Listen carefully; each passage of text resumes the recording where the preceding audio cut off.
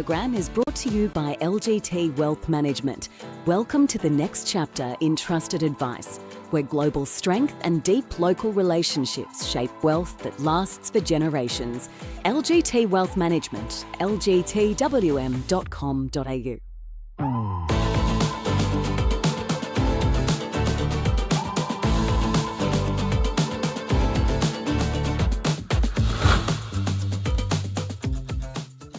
Hello and welcome to the Global View on this Tuesday. I'm Andrew Gagan. Great you can join us again here at AusBiz. Let's take a look at what happened overnight. Global equities beginning the week negatively following 5 straight sessions of gains. This ahead of key economic data that could determine if the US Federal Reserve cuts interest rates this month. US stocks were weighed down by rising treasury yields as data showed persistent weakness in the manufacturing sector due to the tariff impost. US chip design software maker Synopsys surged after Nvidia took a $2 billion stake in the designer as part of a broader engineering and design tie-up aiming to infuse the AI computing technology into more industries. Shares of EV maker Tesla slipped as monthly registrations, which are regarded as a proxy for sales, slumped almost 60% in France from a year ago. And shares of vaccine makers Moderna and Novavax fell as the US FDA Chief Medical and Scientific Officer told agency staffers that COVID vaccinations probably contributed to the deaths of at least 10 children who died of heart inflammation. Shares of BHP and Rio rose, tracking the high price of copper, and shares of cryptocurrency and blockchain-related companies fell as Bitcoin extended its losses after its steepest monthly decline since the 2021 crypto crash. Well, US manufacturing contracted for the 9th straight month in November, with factories facing slumping orders and higher prices for inputs as the drag from import tariffs persisted. The Institute for Supply Management's manufacturing index easing half a point to 48.2, with the measure remaining below 50, which does indicate contraction. US consumers, meanwhile, expected to spend more than $14 billion on Cyber Monday, according to Adobe Analytics, after a strong Black Friday weekend that saw wealthy consumers spend freely and lower income shoppers hunting for bargains. Americans are expected to spend around 6% more online than last year's Cyber Monday, traditionally the country's biggest online shopping day, and the culmination of the 4-day shopping frenzy that began after Thanksgiving. US online spending on Black Friday hit a record $11.8 billion and $23.6 billion for the weekend overall. That's up 9% from last year, according to Adobe, which tracks 1 trillion visits that shoppers make to online retail websites. US Treasuries have fallen, pressured by weakness in Japanese and European government bonds, following comments from Bank of Japan Governor Ueda, who signalled that conditions were aligning for a possible rate hike. The US 2-year Treasury yield rose to 3.54%, the 10-year lifting to 4.09%. The Aussie 3-year government bond yield rising to 3.96%, the 10-year is at 4.6%. And the US dollar index little change, the Aussie trading at 65.4 US cents. Oil prices have risen following drone attacks by Ukraine, the closure of Venezuelan airspace by the United States, and OPEC's decision to leave output levels unchanged for the first quarter of 2026. Brent crude futures up 1% to $63 a barrel. Copper's up more than 0.5%. Iron ore rising just over 1% to 106 US a tonne. And gold has risen to a 6-week high, supported by growing expectations of US rate cuts and a weaker US dollar, while silver struck a record high ahead of key US economic data. Spot gold at around $4,235 an ounce. And Bitcoin has tumbled below 87,000, having lost around a third of its value in the past 8 weeks. Well, let's get across markets with a focus on the US. Steve Sosnick is joining us from Interactive Brokers. Steve, welcome back. So, great to see you, Andrew. Might begin with what we heard from the BOJ governor there, Ueda, flagging the possibility of a December rate hike. So this had implications across the globe, particularly lifting yields and putting some downward pressure on stocks. What are you seeing there in terms of that effect?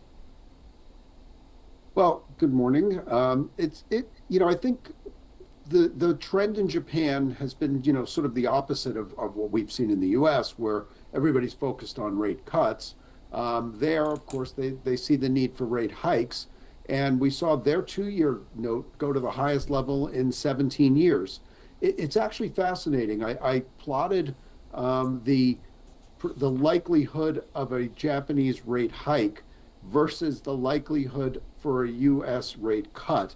And over the past 2 weeks, they've actually moved kind of in lockstep. It's pretty interesting to see that. This is actually from the Forecast X market, which is a prediction market actually owned by Interactive Brokers. And you can see there that we went from about a 20% expectation for no hike to about 76% when I did this morning our time.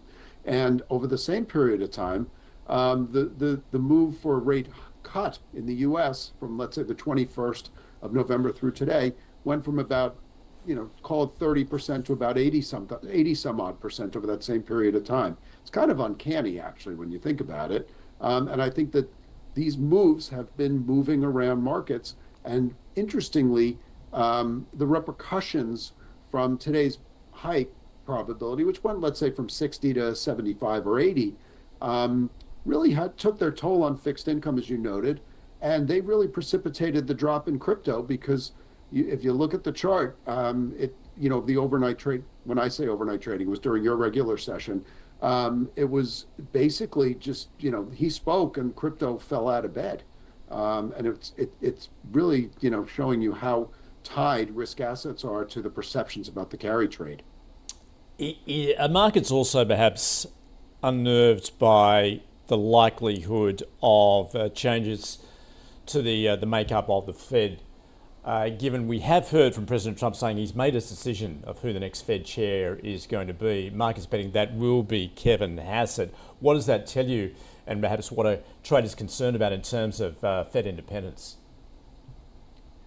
It's actually interesting to me. I think that I would have expected the yield curve to steepen a little bit more on that news because quite frankly, he sort of falls into the camp pretty much as would any of the potential nominees from President Trump toward picking. If you have to pick a side, it would be picking a side toward the stable employment part of the dual mandate and worrying less about the inflationary aspects of that mandate, and therefore you might expect to see the yield curve steepen based both on expectations that they would be a bit more aggressive at cutting rates and a bit more lax at combating inflationary expectations, which influence the shape of the yield curve and thus the relationship between long and short-term rates.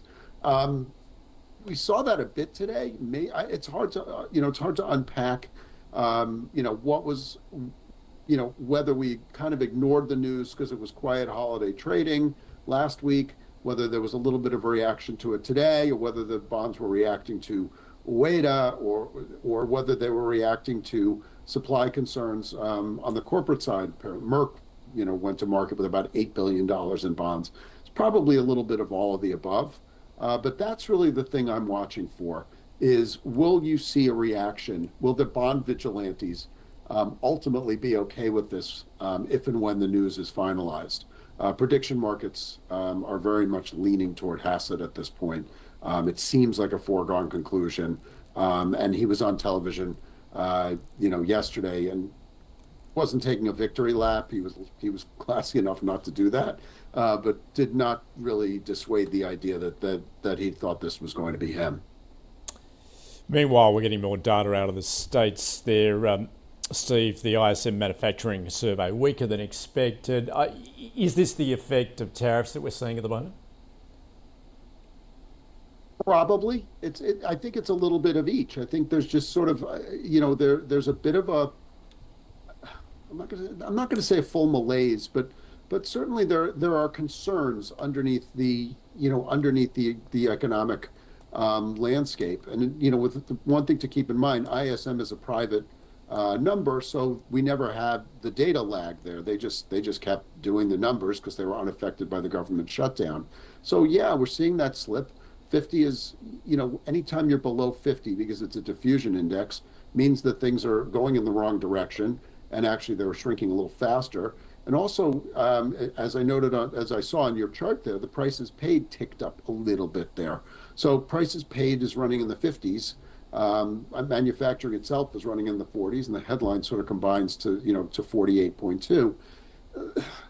It's hard. Again, it's tricky to say what's tariffs, because I think that tariff the tariff policy being what it was is creating more uncertainty, and I think that's putting the damper on the economic activity right now. You could see there that little tick up there on the far right on the prices paid section, and inventory's ticking up a little bit. None of that adds up to anything all that good. If you go look through each of the subcategories, none of them are really moving in the right direction, and that does lead to, it's a sign of malaise. Although, you can, as you reported about Black Friday and Cyber Monday, consumers keep spending. I know my wife did her part. Yeah, well, similarly with my family as well, Steve. So, look, just finally, do you feel as though the equity market is still set up for a Santa rally, at least? I mean, that's what market participants are betting on. Well, remember, the Santa Claus rally is pretty specific. That's literally the period between Christmas and New Year's.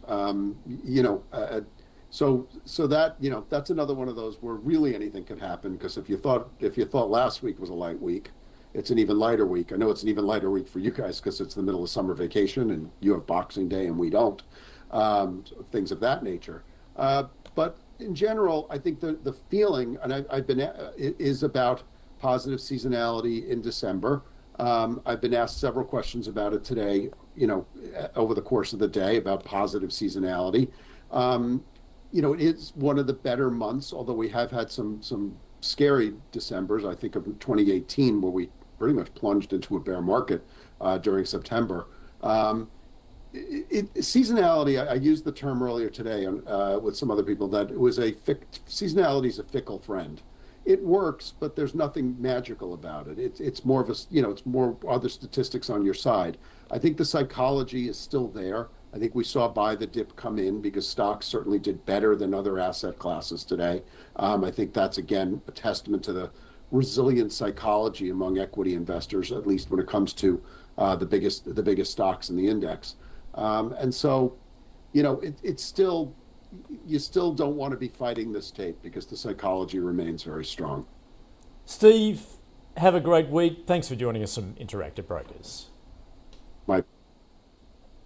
That's Steve Sosnick from Interactive Brokers. All right, let's quickly turn to our local market.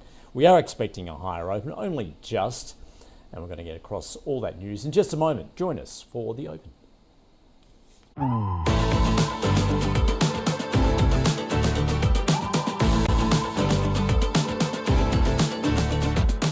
This program is brought to you by LGT Wealth Management. Welcome to the next chapter in trusted advice, where global strength and deep local relationships shape wealth that lasts for generations. LGT Wealth Management, lgtwm.com.au.